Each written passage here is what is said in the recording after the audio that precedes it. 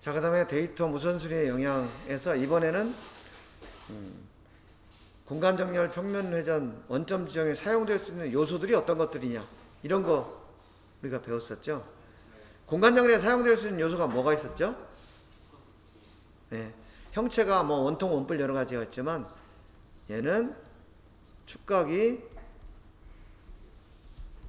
2개, 평면에는 축각이 1개 이상. 그러니까 2개 있는 것도 평면에 사용할 수 있는 거죠. 그런데 문제는 공간정렬에서 결정한 축은 여기서 해당이 안 되는 거죠. 원점 지정에는 모든 형체. 네, 이거를 이제 설명을 한 거고, 왜 그런지를 여러분들이 이제 그 개념을 이해하는데, 그것이 이제 축각하고 관련이 있다. 그 다음에 축각이 왜 관련이 되느냐, 데이터 우선순위하고 관련이 있다라는 걸 지금까지 설명을 한 거예요. 그 다음에 이제 모든 측정에서 공간정렬은 반드시 1차 데이텀이 되는가, 뭐 평면회전이 반드시 2차 데이텀이 되는가, 뉴로맨즈에서 사용했던 그 얘기예요. 그 다음에 원점 지정이 반드시 3차 데이텀이 되는가, 네, 그런 건 아니었죠. 네, 그거는 도면에 따라서 데이터 우선순위에 의해서 결정이 됐다라는 거예요. 그래서 여기는 그 참고로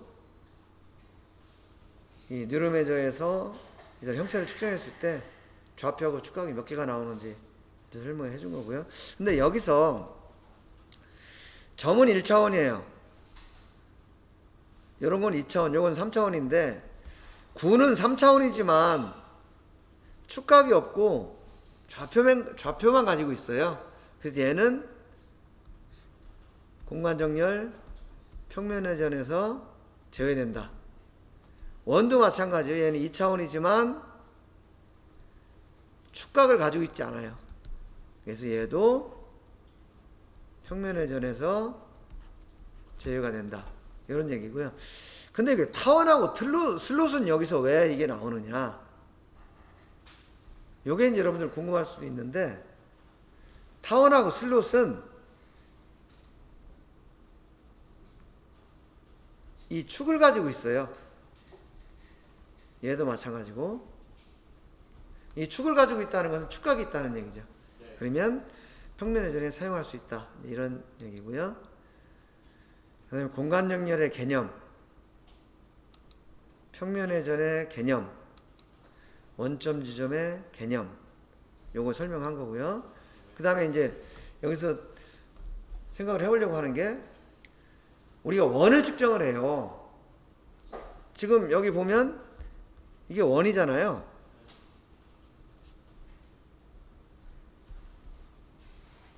원인데 사실은 원이라는 건 없다고 그랬죠.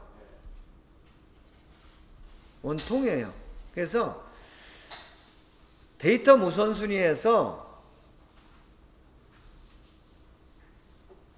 1차 데이텀에 이 원통이 사용이 되면 얘는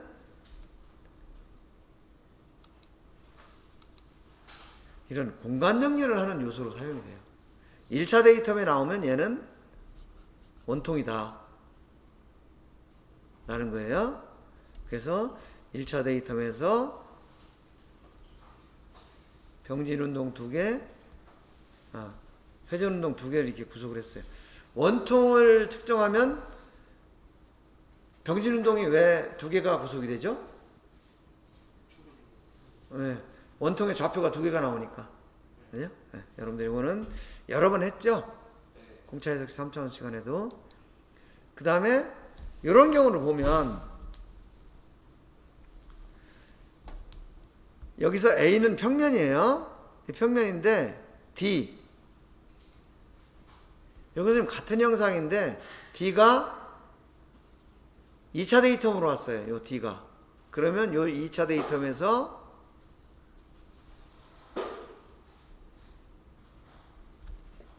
요 선형운동 2개가 구속이 되는 거죠. 그 다음에 B는 이제 회전운동을 구속을 하는데, 원점은 이미 여기서 구속이 되어 있기 때문에 해당이 안 되는 거죠. 그래서 여러분들 뉴로맨즈에서 평면회전 하고 나면 원점 지정 하시겠습니까? 나오잖아요. 그때 노를 해야 되는 거죠. 이 도면에 맞게 하려면. 그래서 이런 도면이 된다. 근데 만약에 똑같은 상황인데 B하고 D가 바뀌었어요. B하고 D가 바뀌면 좌표가 이렇게 돼. 왜냐하면 여기서 평면회전을 하면서 회전운동 하나도 구속을 하지만 병진운동 하나도 그냥 구속을 해버려요. 그러면 D라는 원에서는 좌표가 두 개가 있지만 2차 데이텀에서 구속한 선형운동은 구속하지 못한다. 그래서 이제 이렇게 되는 거죠. 여기서 이게 구속이 됐기 때문에 이죠. X만 구속이 되는 거예요. 그래서 아까는 이거에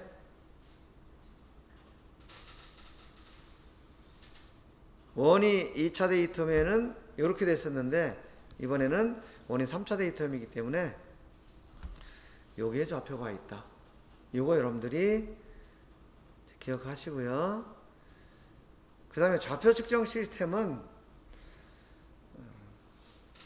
측정 가능한 좌표가 몇 가지인가에 따라서 몇 차원 측정기가 되는가라는 거고요. 그러면 그런 부분들이 3차원 측정기가 되려면 어느 부분이 추가되어야 되는가 라고 했는데 이 두 가지는 뭐 같이 연결된 거니까 하더라고요. 여기서 추가되어야 되는가 하는데 여기서는 나머지 축을 추가해야 되는 거죠. 근데 나머지 축을 추가하는 조건이 뭐냐 하면 첫째, 서로 직각이어야 된다. 그 다음에 두 번째, 이송량을 표시할 수 있어야 된다. 즉 스케일이 붙어 있어야 된다. 그런 얘기 했었죠. 네. 그래서 좌표 측정기라는 거에 대한 정의. 이전에는 서로 직각이었기 때문에 서로 하는 직교하는 안내와 이렇게 나왔는데 요즘은 3차원 측정기가 이 로봇 암 이런 것들 나오기 때문에 요 얘기가 빠지고 그냥 프로빙 시스템을 이동시켜서 이렇게 표현이 된다. 그래서 요즘은 좌표 측정 시스템이라는 것은 하드웨어와 소프트웨어로 구성이 되는데 하드웨어는 이제 기구적인 장치로서 좌표를 측정을 하고 좌표를 얻어내고 그 다음에 소프트웨어에서 결과를 계산한다. 이런 개념. 그러다 보니까 여러 개의 하드웨어, 여러 개의 소프트웨어가 서로 교차해서 사용할 수 있다. 이런 개념이 있어요. 우리가 그 실습하면서 가장 많이 듣는 얘기가 이런 얘기 들어요. 1학년 때 여러분들 투영기 실습해요.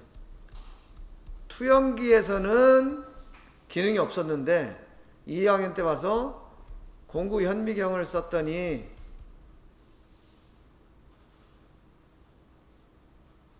측정이 편리하다. 그 얘기 무슨 얘기예요? 소프트웨어를 사용했다는 얘기죠. 근데 이거는 공구 현미경이기 때문에 편리한 것이 아니고 투영기와 공구 현미경이라는 것은 같은 하드웨어예요. 근데 이 투영기에는 이 소프트웨어가 연결이 안 됐었던 것 뿐이죠. 그래서 여러분들은 투영기는 불편했는데 공구 현미경은 편했다. 이렇게 생각을 하면 안 되고 투영기를 사용할 때는 소프트웨어를 사용 안 해서 불편했고 공구 현미경에서는 소프트웨어를 사용해서 편리했다. 이렇게 생각을 해야 된다는 거죠. 그러면은 투영기 어떻게 하면 돼요? 얘를 안 썼으니까 소프트웨어 쓰면 되죠. 여기다 붙여가지고. 그러면 똑같이 되는 거예요. 그래서 이런 개념으로 여러분들 생각을 해야 된다는 거예요. 그래서 요즘은 우리가 진원도, 표면 거칠기, 기어 뭐 여러 가지 생각했지만 사실은 다 이제 3차원 측정기 하고 비슷한 개념으로 간다 라는 거 얘기했죠.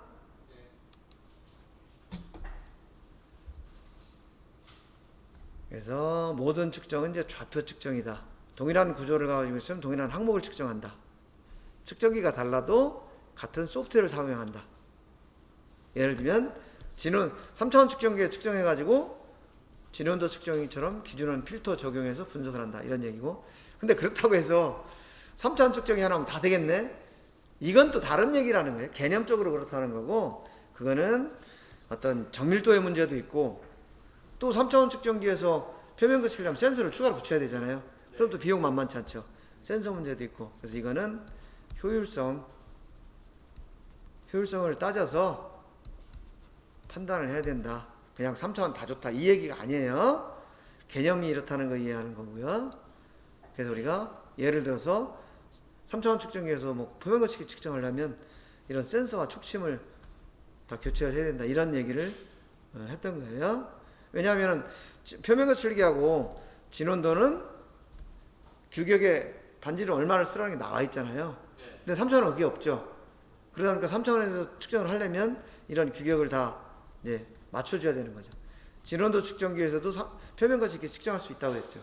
그렇지만 이런 촉침 맞춰줘야 되고 이런 상황들이 있었다라는 거고요. 그 다음에 특수한 형태를 갖는 3차원 측정도 있었다라는 거고. 그 다음에 좌표계는 우리가 이미 다 배운 거라서 잘 알고 있는데, 이제 한 가지 특이한 것은 이제 지그 좌표계라는 거를 얘기를 했었죠. 이것은 CNC 프로그램 작성하고 CNC 프로그램 실행하는 데만 사용되는 그 좌표계다라는 이런 새로운 개념 하나 얘기했고요. 그리고 참고로 얘기했던 게 이 기계 좌표계에서 예전에는 그냥 하드웨어 자체가 기계 좌표계다 이렇게 했었는데, 여기에 오차 보정이라는 걸 통해서 그 CAA라고 그랬죠. 실제 하드웨어가 가지고 있는 정밀도보다 더 정밀한 기계 좌표계를 제공을 한다라는 거. 그래서 여러분들은 실제 여러분들이 접하고 있는 좌표계는 엄밀히 얘기하면 소프트웨어로 보정된 그 좌표계다. 그리고 우리가 접촉하는 건 측정 좌표계지만 사실은 보이지 않는 곳에서 모든 것이 기계 좌표계를 기준으로 계산을 한다라는 거 얘기를 했고요. 그 다음에 프로브. 이 프로브는 우리가 프로브라고 얘기를 하지만 사실은 프로빙 시스템이라는 것을 구성을 하고 있다. 그래서 실제 접촉을 하는 것이 공작원에 접촉하는 촉침인데요. 이 촉침이 원하는 위치에 갈 수 있도록 프로브 헤드라는 것이 있어서 동작을 하고, 그 다음에 실제가 접촉을 했다라는 것을 어떤 센싱을 해야 되죠. 그 센싱을 하기 위해서 이 프로브라는 것 있다라고 했고요. 프로브 내에서도 측정 압을 조절하기 위해서 모듈이라는 게 있고, 또 그런 신호를 감지하기 위해서 몸체라는 게 있었다. 이것이 합쳐져서 이 트리거 프로브라는 것을 구성하고 있다. 그래서 크게 보면 위치를 결정할 수 있는 프로브 헤드, 신호를 감지하는 프로브, 그 다음에 접촉하는 측정자, 촉침, 요거 전체를 측정, 우리 스타일러스라고 그러죠. 측정자라고 그러고 요 빨간 거, 요거를 촉침이라고 얘기를 한다. 그래서 프로브 헤드, 트리거 프로브, 측정자 이렇게 구분을 한다 라는 거고요. 요거는요 원리 설명했는데, 그 중에서 요 이제 프리트래블이라는 그죠? 이런 현상이 나타나서 요 360도 링게이지를 측정할 때 프로빙하는 방향에 따라서 이 프리트래블 양이 달라지기 때문에 정확한 진원이 나오지 않는다. 그 이유는 프리트래블이 일어나고 난 이후에 접점이 떨어지기 때문에 그래요. 그죠? 그렇다 보니까 그 접점을 떨어뜨리는 그 조건이, 이쪽은 요게 R인데 이쪽에서 측정을 하려면 이게 R이 되는 거예요. 그죠? 그래서 R1, R2 이게 R1이라고 그러고 R2라고 그러면 R1, R2가 다르기 때문에 이게 최대 2배가 돼요. 그렇기 때문에 360도 어느 방향에서 측정을 하느냐에 따라서 이 R1, R2의 비율이 계속 바뀌는 거죠. 그래서 이 프리트래블 양이 변한다. 그러면 이 문제를, 이런 프로브를 가지고 진원도 측정하려면 문제가 있겠죠. 그래서 또 우리는 끊임없이 연구를 하는 거죠. 이런 문제가 생기지 않도록 프리트래블하고 관계가 없이 데이터를 읽을 수 있는 방법이 없을까? 그래서 이 스트레인 게이지 라는 걸 여기다 붙여가지고 얘가 접촉하는 동시에, 또는 여기 피에조 센서라는 것도 붙여요. 그냥 접촉하자마자, 프리트래블 일어나기 전에 접촉하자마자 데이터를 읽어드리는 거예요. 그러면 뭐 프리트래블 관계가 없죠. 그런데 문제는 이런 센서가 예민하다 보니까 옆에 누가 쿵 치거나 건들기만 이렇게 툭 치면은 얘가 센서가 반응을 해. 그럼 이게 진짜 측정을 해서 측정을 한 건지, 누가 옆에서 소리를 내서 측정을 한 건지 알 수가 없잖아요. 그래서 한 가지 기법을 어떻게 쓰냐 하면, 센서가 반응을 할 때 일단 데이터는 읽어놔.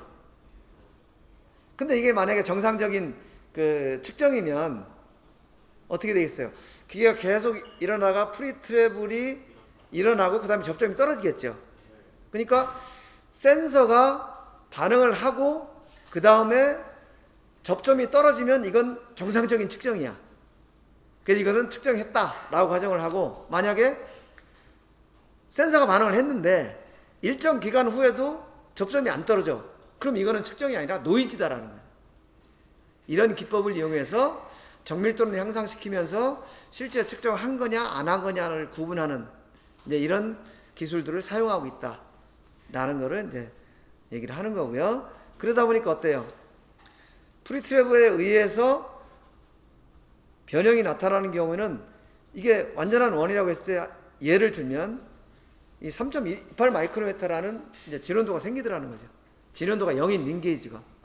그런데 스트레인 게이지나 피에조 센서를 써서 측정하는 경우에는 이거의 10분의 1 정도밖에 오차가 안 나더라는 거예요.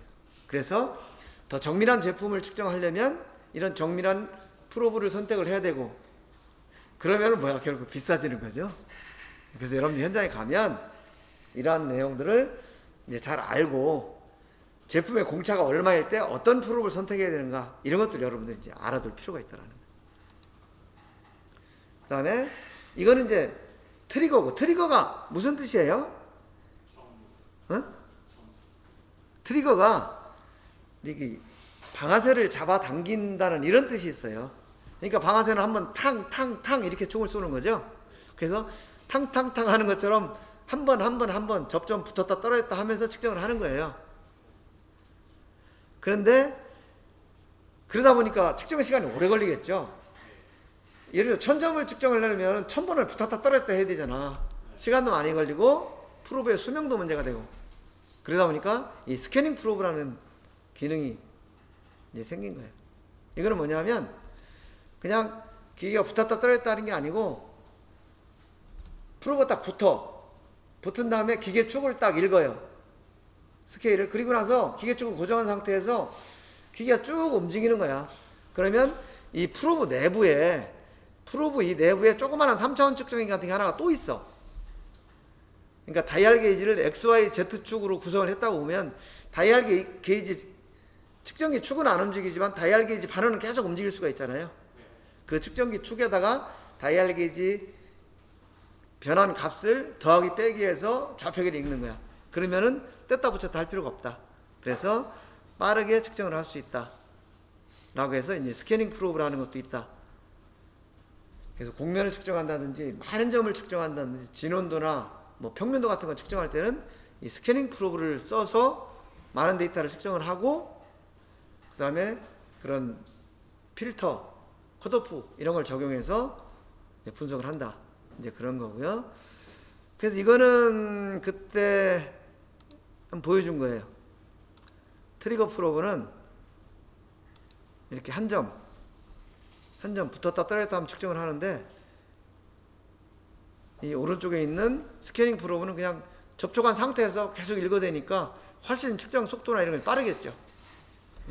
예. 이것은 용도에 따라서 트리거 프로브를 쓸 때도 아까처럼 뭐 정밀한 거 쓸 거냐, 덜 정밀한 거 쓸 거냐, 그 다음에 또 이제 용도에 따라서 스캐닝 프로브를 쓸 거냐, 이런 것들을 정하는 거고요. 그 다음에 프로브 교정. 교정이라는 것은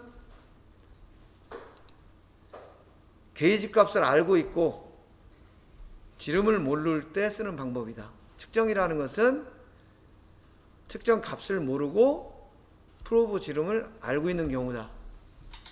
그리고 여기서 이 중간에 있는 이 x2-x1 이것은 측정기가 읽는 값이에요. 얘는 프로브 지름이 잘못 들어가 있던 잘 들어가 있던 그런 관계없이 측정기는 그냥 있는 그대로 읽어요. 그 다음에 프로브 지름을 더하고 빼고 해서 이제 측정값을 구하는 거고, 만약에 게이지 값이 잘못 들어가 있으면 결과가 잘못 나온다는 거 얘기했고요. 지금 이런 과정 다 설명을 했고, 그 다음에 이제 또 특이한 부분이 하나가 있었는데, 실제 지름과 보정 지름이 다르다. 왜냐하면 이게 뭐라고 그랬죠 아까?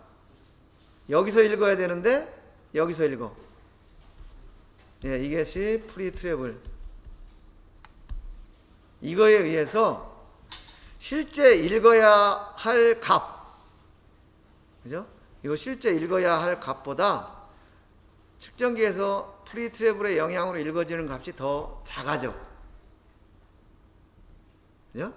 그러다 보니까 기준구의 크기는 같고 측정기에서 읽은 값은 얘가 작다 보니 실제로 이 촉침이 가지고 있는 이 지름보다 프로브 교정에 의해서 계산된 이 지름, 이게 더 작다는 거죠.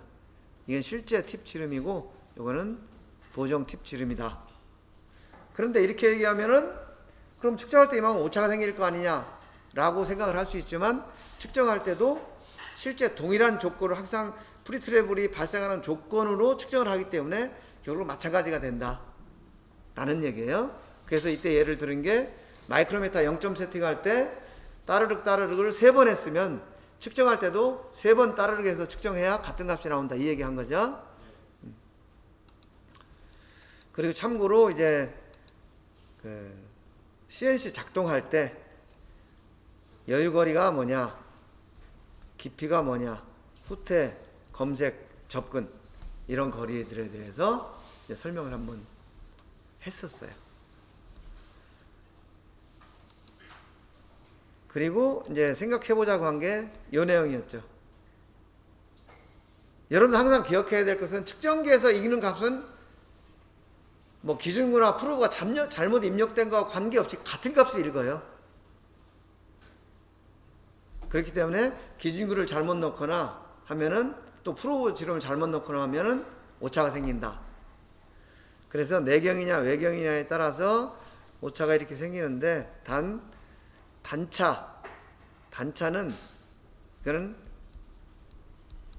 같은 방향으로 프로빙을 하기 때문에 차이가 있어도 치수는 같게 나올 수 있다.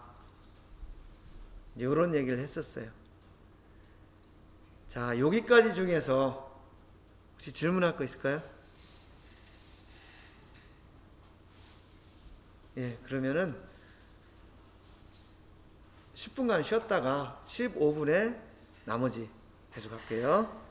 그 3차원 측정기에서 소프트웨어가 어떻게 계산을 하냐는 그 기본 원리에 대해서 설명을 한번 했었죠. 그러니까 여러분들이 생각해야 될 것은 항상 측정기는 프로브의 중심좌표를 수집한다 라고 생각하면 돼요. 그러니까 프로브 지름이 얼마로 들어가 있건 간에 관계없이 얘는 프로브 중심좌표를 계산하기 때문에 제품이 이렇게 있으면 얘는 그냥 이렇게 측정을 해가지고 이 값을 이 스케일에서 그냥 계산하는 거예요. 이 값을. 그 다음에 여기다가 외측이면은 마이너스 프로브 지름, 내측이면 플러스 프로브 지름을 해준단 말이에요. 그때에 이 값이 교정이 잘못되어 있으면 최종 결과가 달라지게 되는 거죠. 프로브 지름이 잘못 들어가 있다 하더라도 기계가 읽는 이 값은 항상 동일해요. 그걸 여러분들 항상 기억을 하고 계세요. 그래서 실제 접촉점이 아니고 항상 촉심의 중심 좌표를 먼저 읽어낸다 라는 거. 그러다 보니까 어떻게 돼요? 1차적으로 계산하는 형상은 촉심 반지름만큼 옵셋된 형상이 계산되는 거예요. 그 다음에 촉심 반지름을 보정해서 접촉점을 구해서 실제 값을 이제 계산을 해준다. 이런 것들을 항상 여러분들이 기억을 하고 개념을 가지고 있어야 돼요. 그 다음에 아까도 얘기했지만 3차원 측정기로 측정해서 나오는 측정 결과는 실제 제품의 형상이 아니에요. 항상 이런 설계 형체, 이건 이상적이고, 그 다음에 실제 가공을 하면 이런 가공 형체 나온다. 요건 항상 3차원 곡면이에요, 실제적으로. 그러면 이 측정 형체라는 건 뭐냐? 측정 형체는 이 가공 형체를 이 설계 형체로 만드는 거예요. 이런 가공 형체를 설계 형체로 만들어 가지고 그 값을 계산하는 게 측정 형체다. 그러니까 가공은 사각형으로 해도 설계가 원이라고 그러면은 측정은 원으로 계산하는 거예요. 그래서 그런 가공 형체, 설계 형체, 측정 형체의 개념을 항상 머릿속에 넣고 있어야 되고, 그 다음에 항상 프로브 중심 좌표를 계산한다. 측정기는 그거. 그래서 이 측정기에서 읽은 값에다가, 즉 내경인 경우에는, 그죠? 지금 여기 보면 이 실제 제품의 지름이 D예요.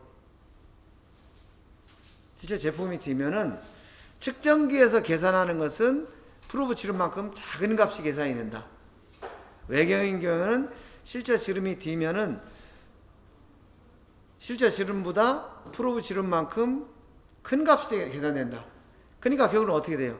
여기다가는 플러스 D를 해줘야 되고 여기다가는 마이너스 D를 해줘야 우리가 실제 원하는 지름이 나오는 거죠. 이런 식으로 항상 계산한다는 거 기억하고요. 그러다 보니까 내가 문제를 낸 게 프로브를 이렇게 하든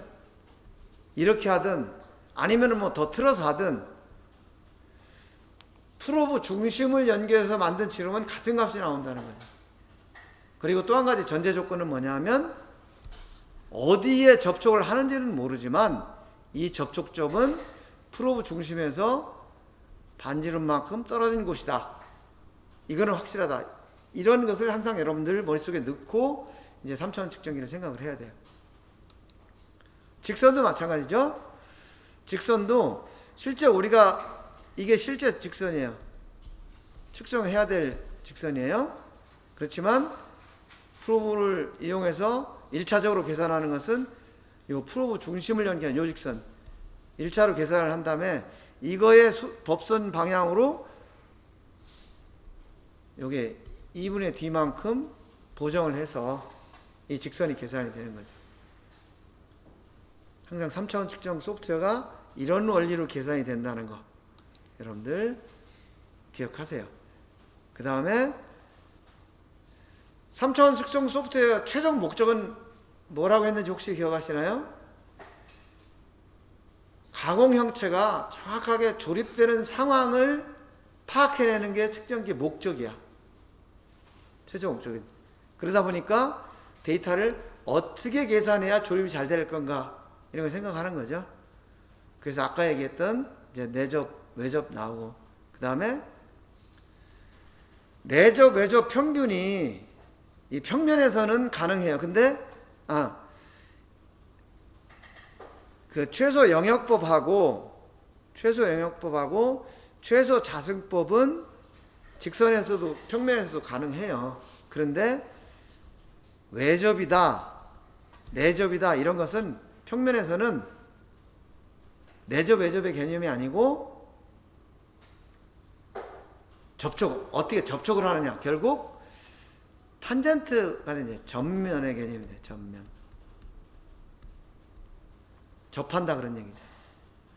이런 개념으로 생각을 해보면 될 것 같고요. 그 다음에 그 측정을 할 때 이제 각 요소를 몇 점을 측정할 거냐라는 거였죠. 그것은 이제 최소 점수가 있고 추천 점수가 있다라는 거겠고요. 점을 측정할 때는 항상 모든 좌표는 x, y, z가 다 있는데 왜 얘는 x만 따지느냐? 실제 우리가 필요로 하는 값이 이 값이기 때문에 그렇다. 그래서 측정에서는 수학적으로는 항상 3차원이다. x, y, z 좌표를 다 가지고 있다. 근데 측정에서는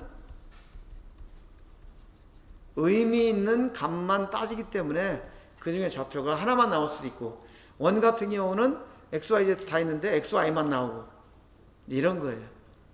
그래서 그런 개념도 좀 알아두시고요. 그 다음에 좌표를 계산할 때 이것이 이 형상이 무한 형상이냐 유한 형상이냐에 따라서 좌표를 다르게 계산할 수가 있다. 이건 측정기 회사마다 달라요. 무한 형상인 경우에는 측정한 형상이 무한히 펼쳐지다가 좌표 축하고 만나는 이 좌표를 계산할 수도 있고, 아니면 유한 형상이면 측정한 그 범위 내에서 중심점을 계산할 수 있다 라는 거 얘기했죠. 그래서 이것은 어떤 차이냐, 무한 형상으로 계산하면 항상 측정할 때마다 값이 일정한 값이 나오는데, 대신에 실제 제품이 가공된 그 위치는 파악하기 어렵다라는 단점이 있었고, 유한 형상은 실제 제품이 가공한 위치를 파악할 수 있지만 측정할 때마다 다른 값이 나온다. 그런 얘기였어요. 그때 예를 들었던 게, 좌표계가 이렇게 있는데, 측정 좌표가 이렇게 있는데 제품에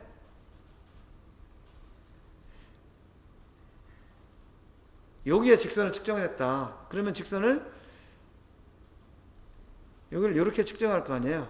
그러면 유한 형상으로 계산을 하면 얘를 쭉 연장시켜 가지고 여기서 그냥 y좌표만 계산을 하는 거예요.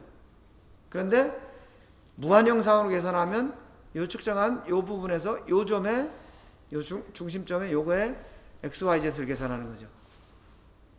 그럼 얘는 실제 형상이 어딘지 모르고 하여튼 이게 y 값이 얼마구나 이것만 알 수 있잖아요. 근데 실제 제품은 여기가 아니고 여기에 가공이 됐다는 거죠.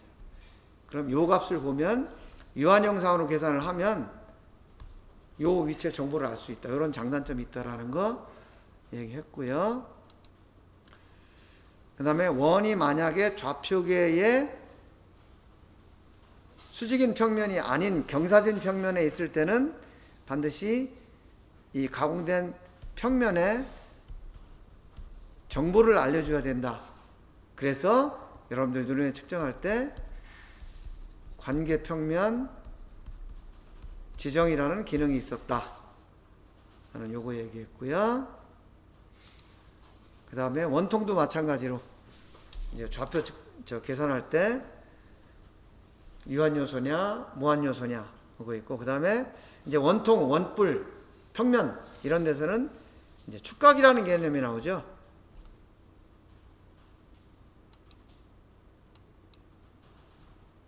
요 축각을 계산할 때는 항상 기준축을, 예를 들어서 축이 XZ 만약에 있다. 근데 그 축이 이렇게 생겼다 그러면 어느 쪽에 가까우냐. 이렇게 항상 이 축은 여기 있다 하더라도 여기에 갔다가 이렇게 보는 거예요. 그럼 Z축이 가깝다. 그러면 Z축이 X축으로 몇 도 기울어졌다. 이렇게 표현을 하는데, 기울어진 각도는 플러스로 기울어질 수도 있고 마이너스로 기울어질 수도 있다. 그래서 1, 4분면, 3, 4분면, 2, 4분면, 4, 4분면 이렇게 있으면 요쪽이 플러스가 되고 요쪽이 마이너스가 된다. 요거 얘기했었죠. 그 다음에 이 각도를 볼 때 평면인 경우에는 이 평면의 각도를 보는 게 아니고 평면의 수직인 이 법선의 각도를 본다 라는 거 얘기했고요. 그 다음에 타원, 원호, 그 다음에 슬롯 이런 것들의 특성 각각 얘기했었고요. 여기서 중요한 것은 이 각도 표현할 때 기준축이 어디냐, 이건 뉴로메저에서 표현하는 방식이에요. 다른 3차원 측정기는 또 다르니까 거기에 가서 그 이해를 해야 돼요. 어떤 내용인지. 대신에 개념은 같다. Z축이 X축으로 또는 Z축이 Y축으로. 얘는 보면 얘가 1, 4분면, 2, 4분면 이렇게 되잖아요. 1, 4분면에 있으니까 얘는 플러스가 되는 거죠. 각도가. 얘는 2, 4분면에 있으니까 각도가 마이너스가 되고. 예. 요것만 여러분들이 정확하게 기억을 하면 될 것 같아요. 이게 다 마찬가지. 그 설명한 거예요. 이것도 마찬가지로 지금 직선인 경우에는 X축이 가깝잖아요. X축이 Y축 방향으로. 얘는 1, 4분면이니까 플러스 몇 도. 이렇게 되는 거죠. 자, 그럼 여기까지 하고요. 잠깐 쉬었다가 진온도 측정하고 표면 거칠기 측정에 대해서 계속 공부하도록 하겠습니다.